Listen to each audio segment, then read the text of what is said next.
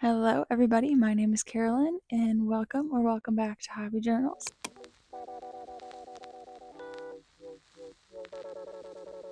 As you can see, I am dressed for the occasion. Well, I guess a little bit dressed for the occasion. Did my hair for the occasion mostly. If you saw the thumbnail, you saw the title, you know that in this video we are going to be reading the prequel to the Hunger Games. So I have my Katniss braid ready to go. Let's just jump right into it. So I first read the Hunger Games in 2010. I believe the final book had just come out. I had The Giver in my English class, so I was primed and ready to get into some more dystopian.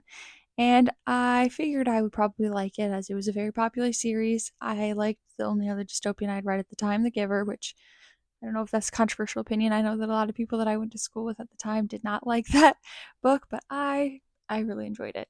So I was ready to jump into Hunger Games, but little did I know how much of an impact it would come to have on me and the rest of the world. It was a series that truly shaped me both as a reader and probably as a future voter, as I could not vote at the time I was reading that. I was 12 years old, but I do think that it really shaped a lot of my political views. So with such a high opinion of the original series, you're probably wondering, how come you have not read this book yet? And to be honest with you, I was not fully back in the throes of being a full reader. I was reading maybe a couple books a year, but I had not gotten back into the obsession of reading in the way that I am now. So it really wasn't even on my radar much when it came out. And then once I did come to know about it, I was just worried that it wouldn't live up to the original trilogy and that it might sour my thoughts and experience of the world as a whole, the series as a whole, which really isn't. I'm not sure what that line of thinking was about. Now that the movie is coming out, I have no choice but to read it, obviously, before I go see the movie. So that is what we're going to do today and see if it lives up to the previous trilogy, if it will throw me back into being a 12-year-old style fangirl. And maybe I will start unironically wearing my hair like Katniss again, like I'm sure that we all did back then. If you were a Hunger Games girly, then you know that you were rocking your hair in a braid like this. Further ado, let's see if this series really needed this book to become a part of it.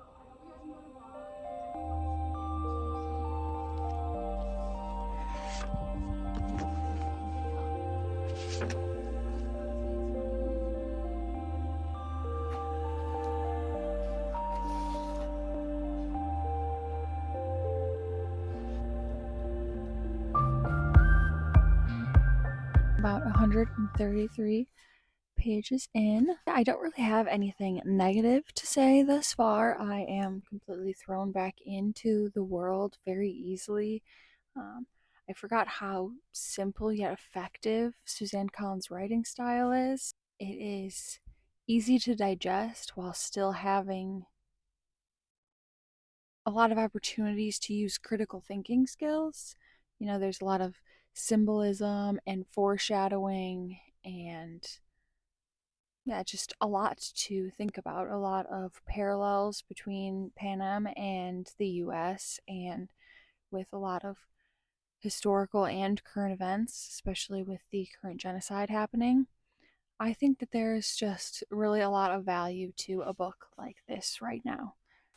Yeah, I just think Panem is such a good metaphor, symbol, whatever you want to call it, for the US and its horrible, bloody, yet highly ignored, often even celebrated history. It's been a while since I've read a book that made me have so many thoughts. Very fitting that we have snow while I'm reading about President Snow. I will update you when I have some further thoughts.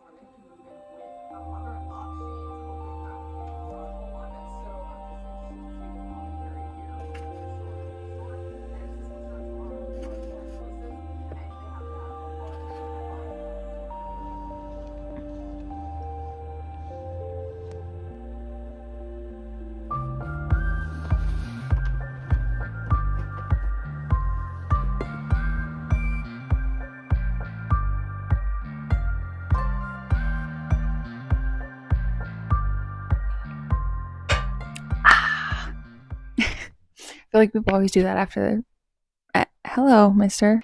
It has been almost a week since I last updated you guys. So I have officially finished A Ballad of Songbirds and Snakes. I will get into my thoughts in just a second, but I did want to kind of explain why it's been a while.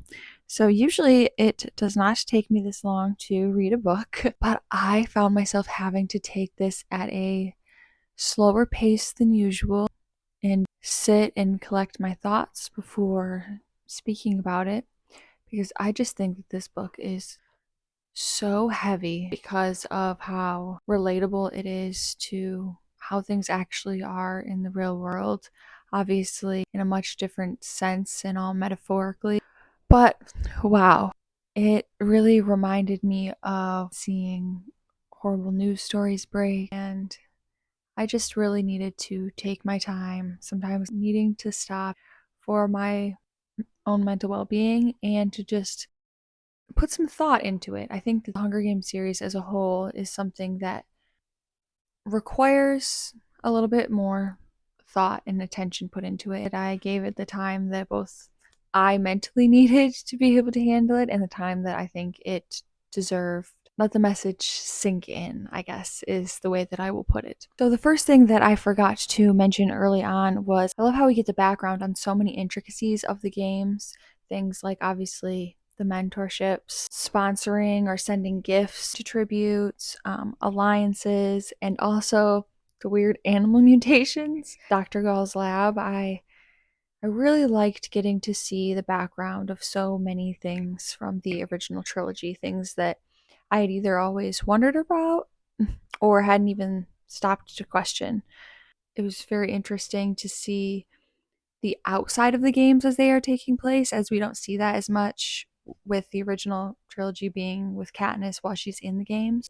Reading the series as an adult, I am totally seeing it through a different set of eyes.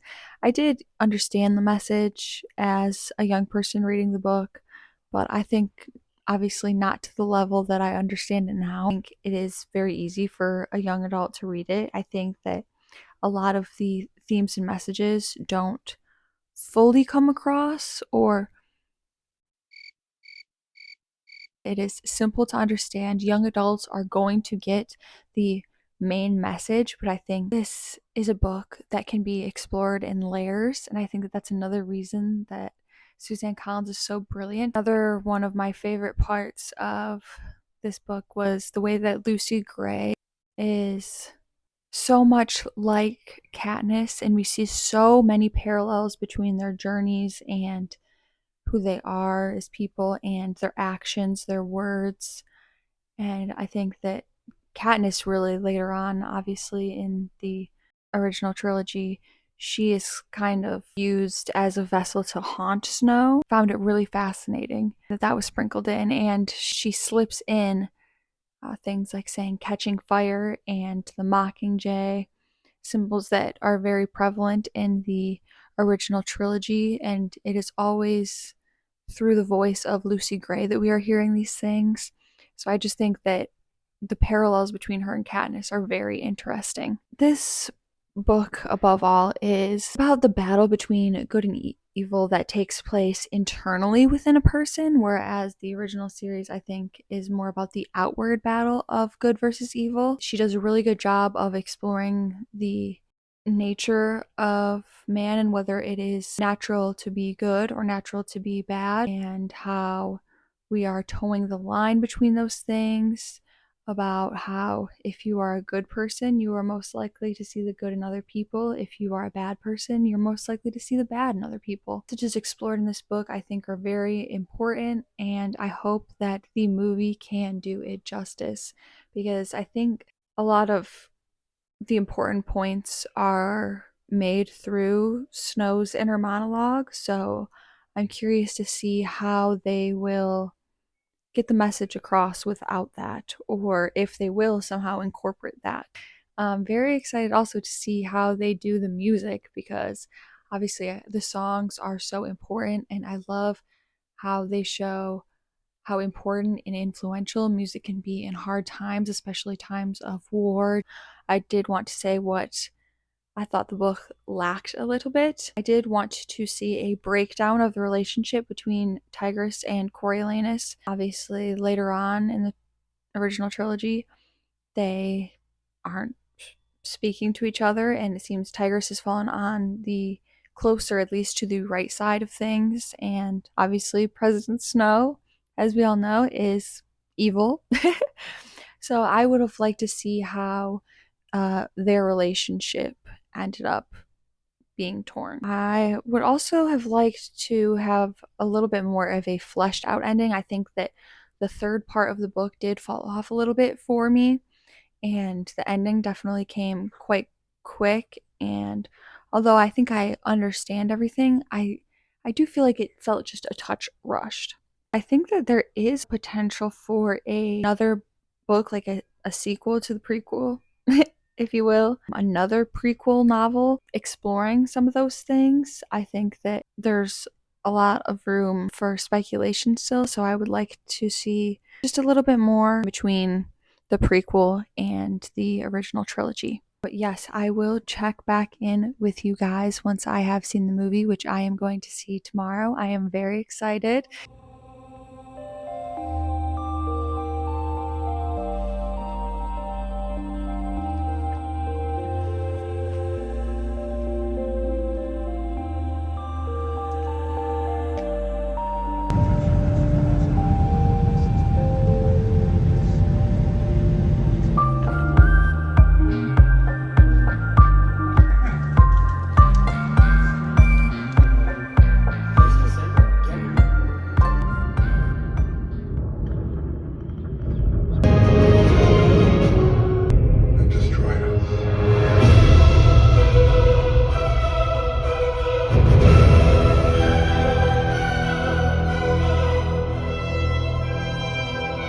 So, it has once again been way too long since I last updated you guys. I saw the movie now almost 2 weeks ago.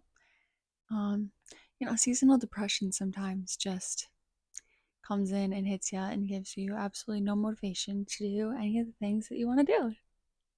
So, yeah, that's what I've been dealing with. And I think that also this book was, I don't want to say so heavy, but it was heavy. And I think that that also had a little bit to do with the fact that it was just hard for me to make this video.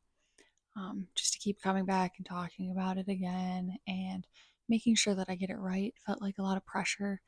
And so I'm just deciding no pressure on myself. So let's get into my thoughts about the movie because I do have quite a few. So I will start by saying I gave the book, I don't know why I'm holding this sword, I gave the book 4 stars. And I think that I would give the movie a 3.5 or 3.25 stars. I did really enjoy it. I especially really enjoyed the music. It was definitely different from what I had pictured, but I think it was super affecting and just beautiful. And Rachel Zegler, her voice is just absolutely gorgeous. And I learned that she actually sung everything in the movie live, which just makes it even that more impressive. She is really so talented. Also, I just want to say acting overall was really great in the movie. There was a couple parts for some reason that just made me like, not exactly cringe, but I just gave like a little giggle, like, oh, that's not really, I think they could have figured out a better way to film that scene. But that's just small little thing I noticed. The major thing that I wanted to point out is how much the movie is lacking Snow's inner monologue. I know that that's a really tricky thing to do in movies. I do just think that Snow's inner monologue is so important to the direction of the story, and his character development I think mostly shows through his inner thoughts. I don't even know if I'd call what he's going through character development. He's kind of, his villain arc, let's say, I think shows a lot through his head, and this nature versus nurture battle I think it's a very prominent theme in his thoughts, and I don't think that it translated as well in the movie. Just I think they tried to make just little looks of his like body language and stuff. I think they wanted that to be enough to show those more nuanced things, but I don't think that it really worked to the effect that I would hope.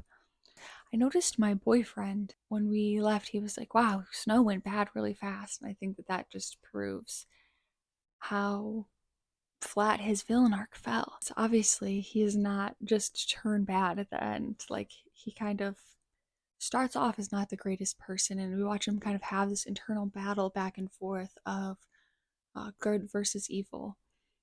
And I think in the movie it shows that most of his actions are good, and I think in the book, like a lot of his actions are good as well. But it's the intentions behind them that are important. And sorry, I have a dog that is readjusting behind me.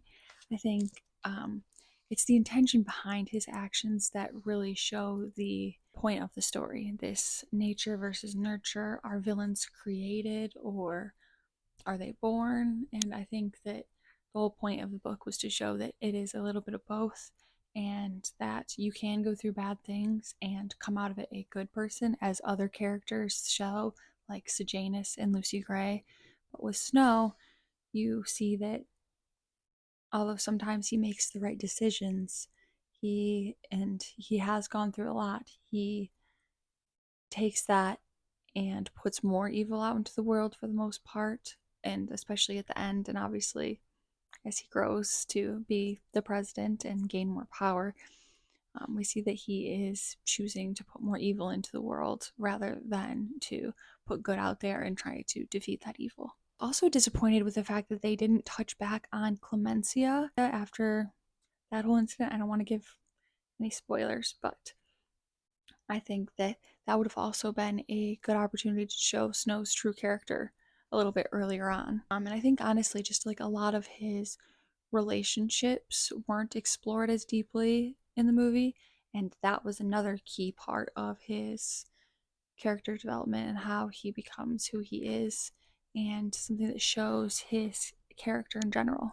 And I've seen a lot of fun theories online about connections between Lucy Gray and Katniss, perhaps Lucy Gray and President Coin, which I thought very interesting. So if you have any interesting theories to share, please leave those down below because I would love to read those.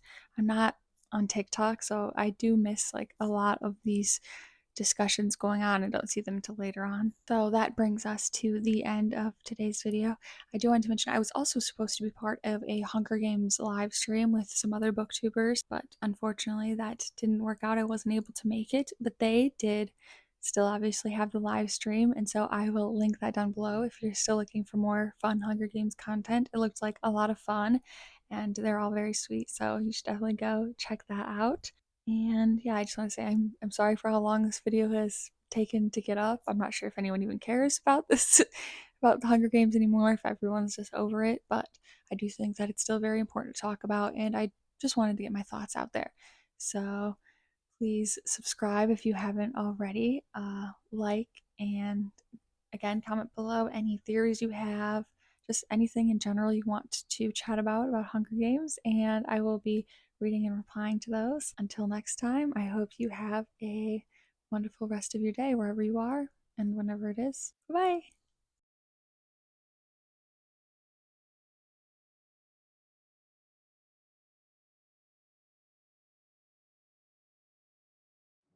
bye.